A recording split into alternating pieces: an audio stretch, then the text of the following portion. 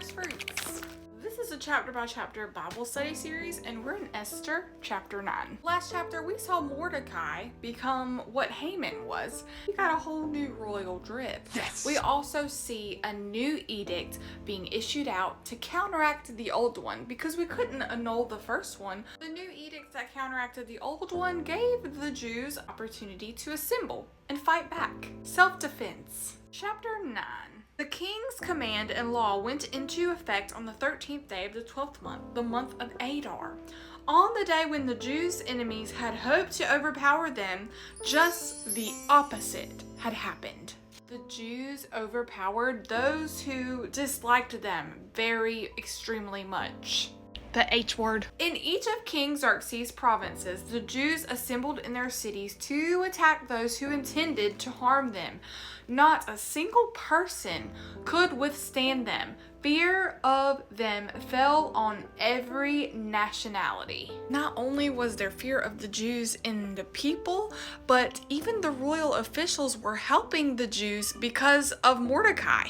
Mordecai was in power now, and they had fear for Mordecai. In verse 4, it says, "For Mordecai exercised great power in the palace, and his fame spread throughout the provinces as he became more and more powerful." Look at Unc Mordecai becoming this powerful prime minister. Glory to God. Verse 5, the Jews put all their enemies to the sword, taking over and destroying them. They did what they pleased to those who disliked them extremely very much. In the fortress of Susa, the Jews took out 500 men, including, these are the names of the sons of Haman. They took out the 10 sons of Haman and the enemy of the Jews. However, they did not seize any plunder. No spoils needed. The fact that they didn't take any of the plunder, it's a good demonstration for the fact that they were just defending themselves and it wasn't for personal gain. They had purity of motive. It's also interesting because when Haman sent the edict out to destroy the Jews, he put a stipulation on there that he wanted to plunder them and take everything that they had. It is a great contrast between God's people just trying to protect themselves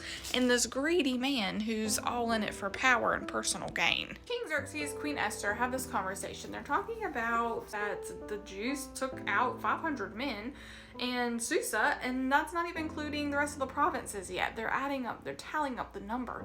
He also asked Esther, "Is there anything else that you want from me?" And she says, "I want to have Haman's sons hung up on the gallows as well." She also asks for another day to take out their enemies. So they assembled again, and on the 14th day, they took out 300 men who were against the Jews. Mentioned again that they did not seize any plunder. In verse 16, it says, "The rest of the Jews in the royal provinces assembled, defended themselves again, and gained relief from their enemies. They took out 75,000 of those who disliked them very much. They did not seize any plunder." Wow. They ended up resting on the 14th, and it became a day of feasting and rejoicing. This was such a miraculous event. Just the whole book of Esther was so miraculous. The hidden hand of God. They turned it into a festival. A holiday that is still celebrated by Jews today. The festival of Purim. Purim is an ancient word for lot. They casted lots.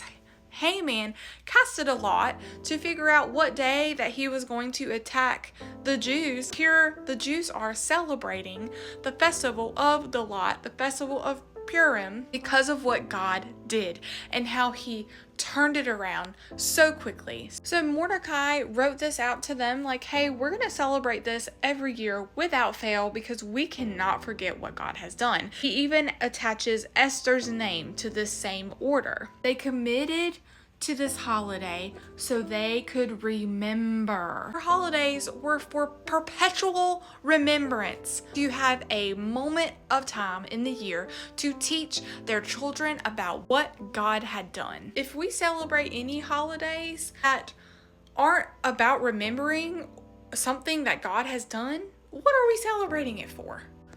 Celebrations should be for remembering God and what he has done. I love how the Festival of Purim is celebrated too. It's celebrated on March 13th and 14th. They read the book of Esther, they give gift to others, gifts of food, and then they also give to the poor. And sometimes they have reenactments of Esther. It is just a big Jewish holiday. It really makes me want to read Esther every March. Proverbs 16:33, again, about that proverb where it says, "The lot is cast into the lap, but its every decision is from the Lord." A festival reminding us that Haman is not the one who controls the lot. It is God who controls the lot. And God can turn mourning into joy, just like he did here when they overcame their enemies. Let's be remembering, truly, are all of our holidays devoted to remembering something that gives God glory? And if it's not, why have it on the calendar? Thank you for watching this 4 a.m. and I'll see you in the next 4 a.m. when we cover Esther chapter 10, the last chapter of Esther. And then it's Job. That's going to be a doozy.